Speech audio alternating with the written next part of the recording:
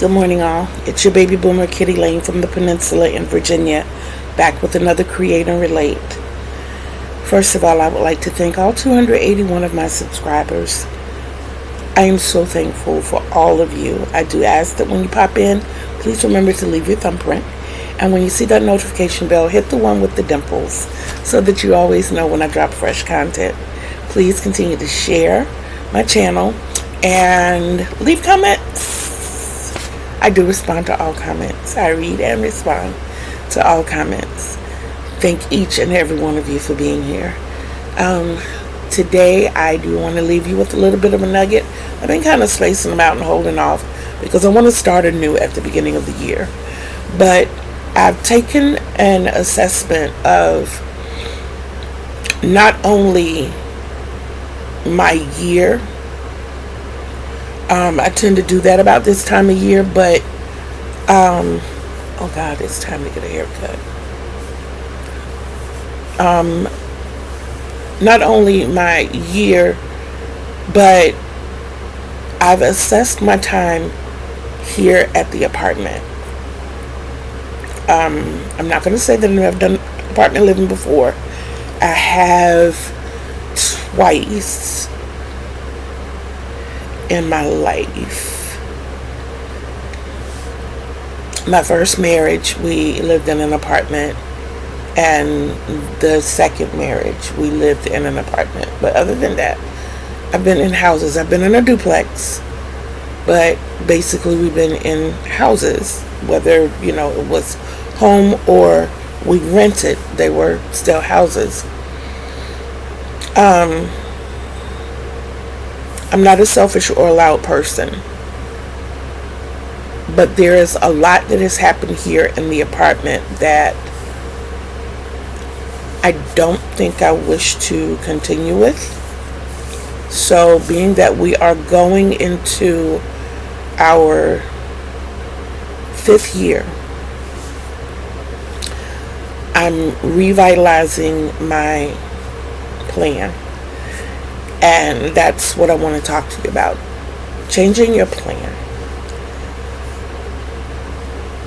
Sometimes as we are approaching our goals and our dreams in life, we make those plans and we follow those plans as closely as we can. Sometimes society, environments, stuff happens that we have to deviate from the plan and choose a different route.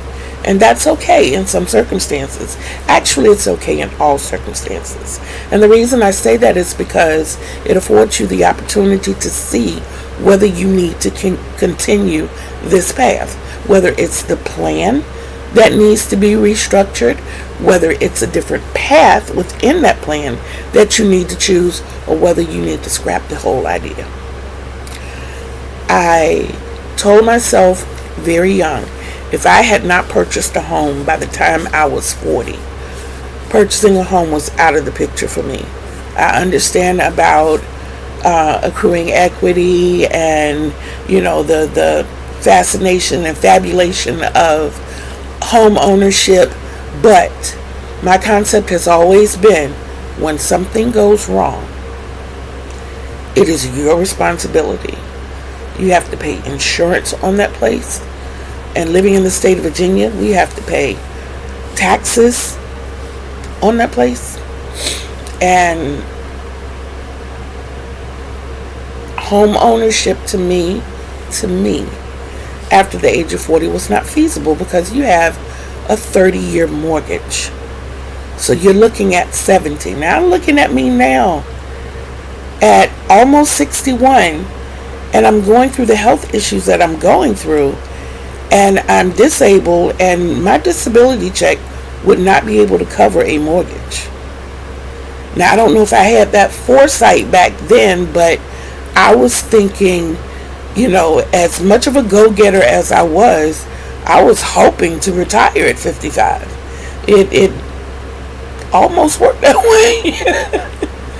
It almost worked that way, but it wasn't, because I think I was 56 when I had to come out on disability. But I knew that something bigger and greater was in my future, that I would be able to control better, whether it was entrepreneurship or whatever it was. But having to deal with the things that we've had to deal with over the past 4 years, just is not worth it for us. We have a 2-bedroom. The 2-bedroom that we're in is bigger than the 3-bedroom house that we were in. The storage space is amazing. We have two closets that we rarely use. So it's not that the space is not there.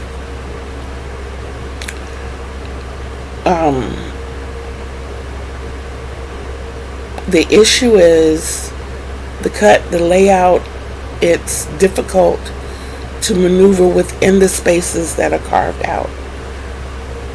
On top of that, there are a lot of things here that are not functioning, that no matter how often we call maintenance, it doesn't fix the issue, because they're going to use what they're going to use. The inability to hang family photos and tapestries and those types of things, because you get charged for putting holes in the wall or putting items on the wall that don't just peel off. We have grandkids, kids who are young, and kids do things. My grandkids are so restricted. There's no yard space for them. When they're over here, and now that their other home, they have 2 homes, their other home has reduced to an apartment. They don't have anywhere to play. I think I've told you before about the kids out here. They are so disrespectful, and the good kid, all the good kids stay inside, because the bad ones are out there. They tease the little kids, they bully the little kids, and I don't have bail money. I'm sorry. I'm very particular of my family, and I will go to war for my family. And I don't know too many people who won't, especially grandmas. Now, correct me if I'm wrong from your end. From my perspective, there is no correcting me, because if you mess with mine, I'm going to defend them at whatever cost.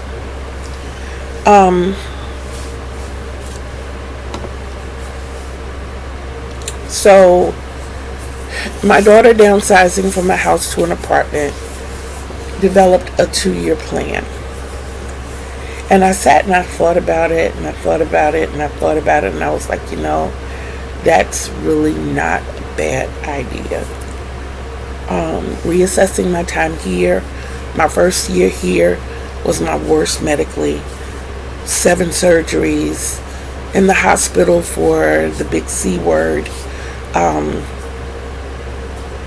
sepsis shock, the delirium, the different medications, and then the things that I've been through in 2024. 2024 has been bittersweet. We went from facing eviction to being able to help somebody else who ended up sticking us. But I mean,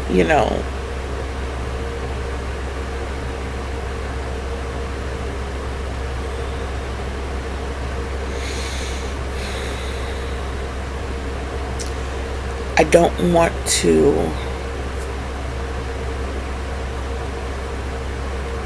hide from people.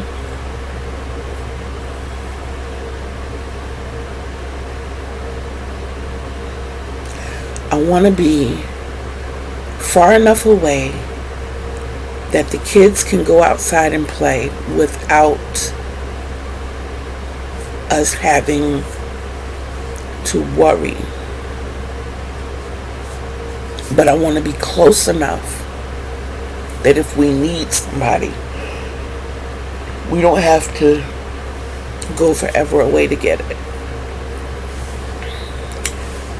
Granted, if I were to hit the lottery, I would buy houses. I would buy 7 houses. Create a cul-de-sac, name it Kitty Lane, and even though it would not be a commune, it would be a gated community. It would, because I want to keep my family safe. Why 7 houses? Because I have 3 children. I have 3 grown children. So, and that's their lives and mine. So that's 4 houses right there. My grandkids are eventually going to grow up. That's 5, 6 houses. And I would want on-site housekeepers.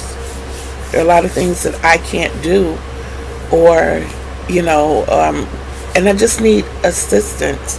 I don't need people to do it for me per se. I just need a little assistance. Somebody to, just stand there and say, hey, you okay? You need me to help you back to your room? You need, not go do this for me, or,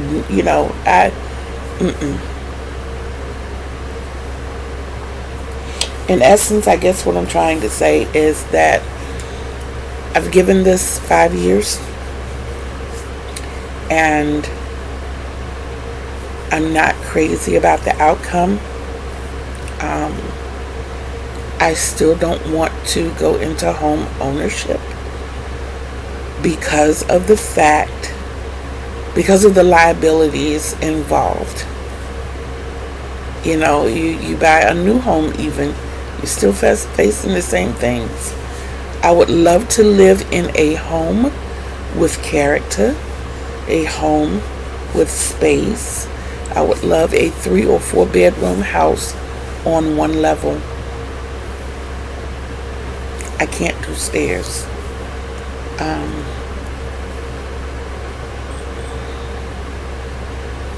I would love a garage, because I'm going to get my car back. And I would love a yard so my grandkids can play.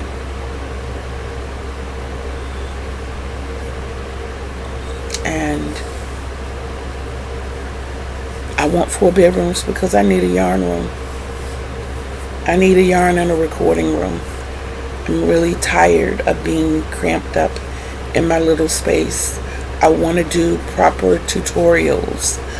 I want to be able to look across the room and see my yarn assortment, and to see my Afghans and blankets hanging on hangers, to see my tapestries hanging from the wall, and to just have,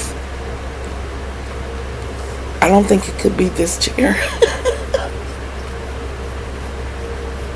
I know this was my mom's chair, and I love it for that. And leaning back in it is like, for my mom. But my mom always taught us, don't hold on to useless stuff. This chair hurts when I sit in it. I have packed it with everything, and it hurts my butt when I sit in this chair. So I think I would probably go, look at something. I would probably look at an office chair. I do better in office chairs. It supplies back support. I would want more of the chair with the arms to it, because I'd be able to prop my arms up and crochet.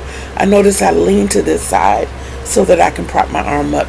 And I work I'm a right-handed crochet, and I work my left hand. If y'all have ever watched me crochet, I work my left hand more than my right hand. But that is what I want in life. I will be 61 in 7 days. So I was born in 63. I'm going to give myself to 63 to make this work. Got to make a plan, which means that I have to get monetized, y'all. Which means that I need your help. I desperately need your help. I need subscriptions, and I need likes, and I need views. I need comments. I need it all. It all goes into the algorithm. Buy me a coffee. But this journey has been a great journey, and it is something that I do want to continue, and to just let each of you know that it's never too late.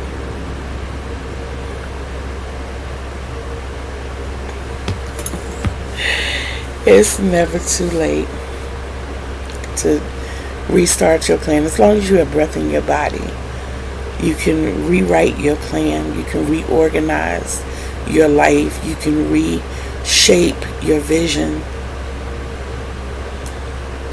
So that was all I wanted to say to you all today. Don't forget to love yourself, because that is the greatest love of all. You cannot give anyone else the love they deserve unless you give yourself the love that you deserve. And know that I love you too. So until we meet